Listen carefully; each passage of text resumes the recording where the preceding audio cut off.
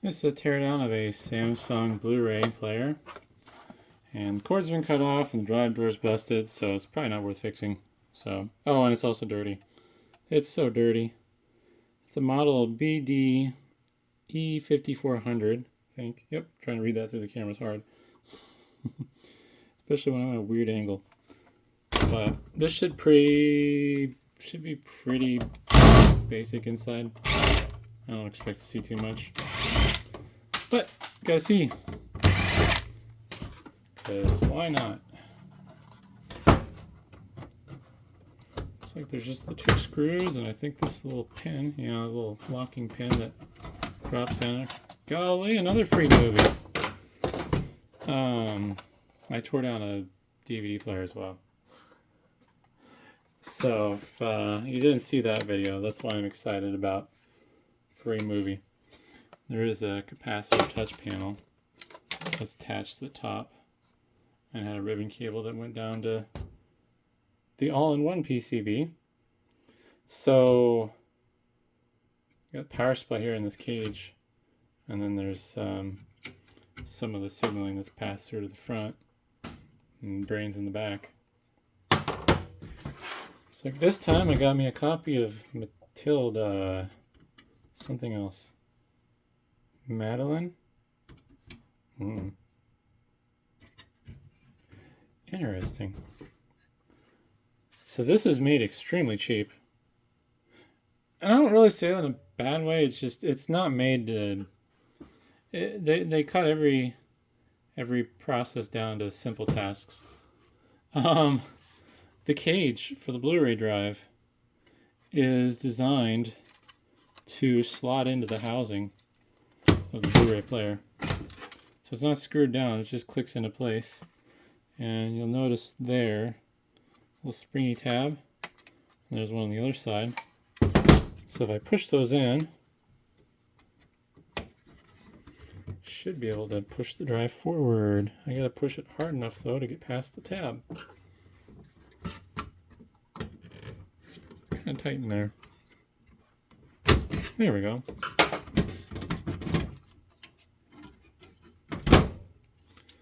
And same as any other optical drive, there should be a spot we can push on to lower the tray. Oh, that's different. It's hidden. A little gear right there. Hopefully the glare. Let's turn the flashlight off. See if that's better. It says open or close. So, just going to push on that. Needs something a bit pointier.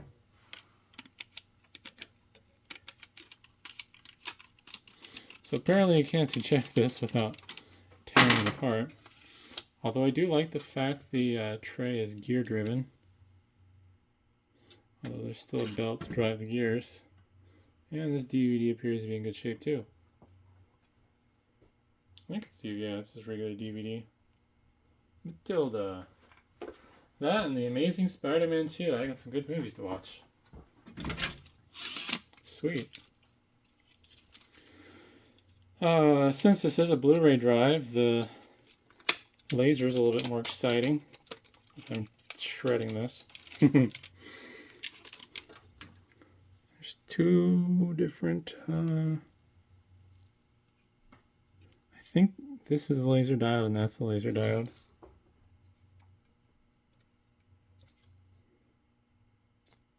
Or one's a sensor.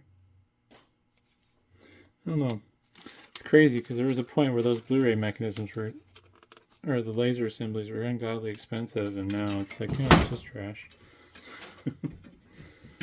Technology for you, but remember when Blu-ray first came out, it's supposed to be this really exciting, fancy thing, and now we got second-rate streaming from Netflix that you can't get 4K if you don't have the right hardware. Not because the hardware can't support it, but it's just because Netflix. So this appears to be a wireless module of some sort.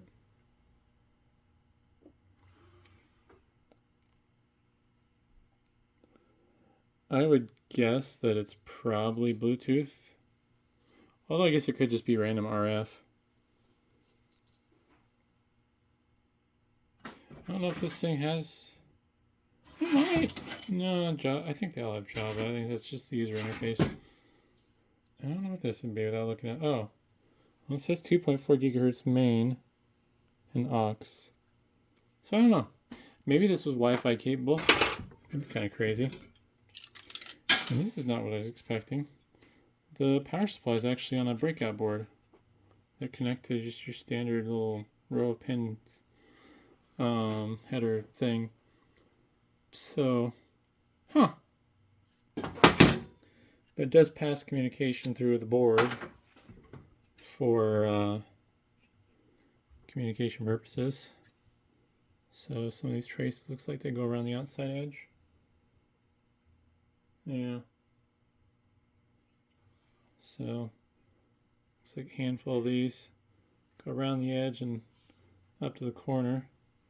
Kind of hard to tell where the isolation is between the AC and DC side.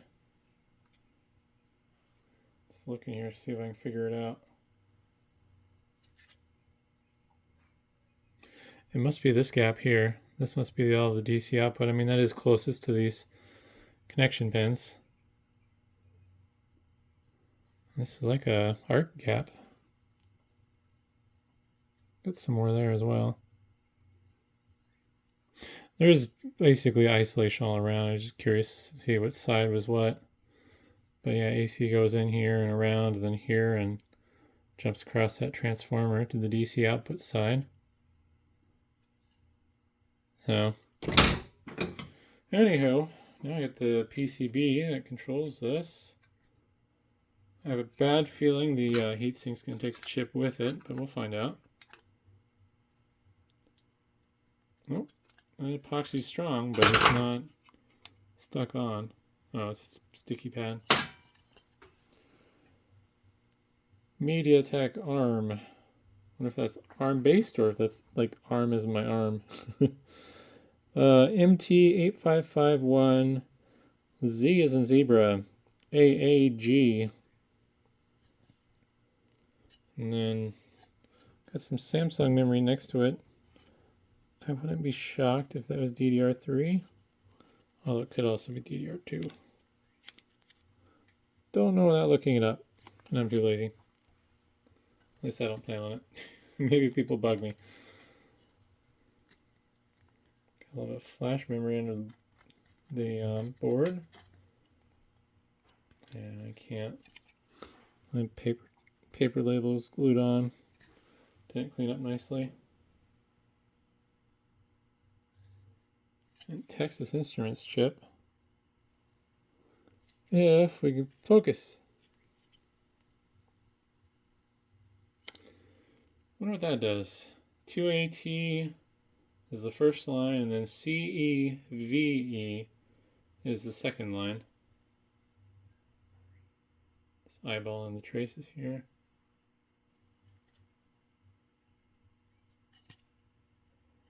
I think this is the controller for the Blu-ray drive. That's what I suspect. Because the traces go over to this connector, which was this cable I unceremoniously ripped out. Yeah, I think these two flat flex connectors were for the DVD drive. But otherwise, it has an HDMI and a USB port. And some sort of power transistor. Oof. UTC LD1117AG, looks like. Yep. Yeah, it's 3 ones. But, yeah, that was interesting. And hey, if I wouldn't have tore these apart, I wouldn't have gotten the 2 movies that were stuck in them. So, that's a bonus. But hopefully that was interesting, and thanks for watching.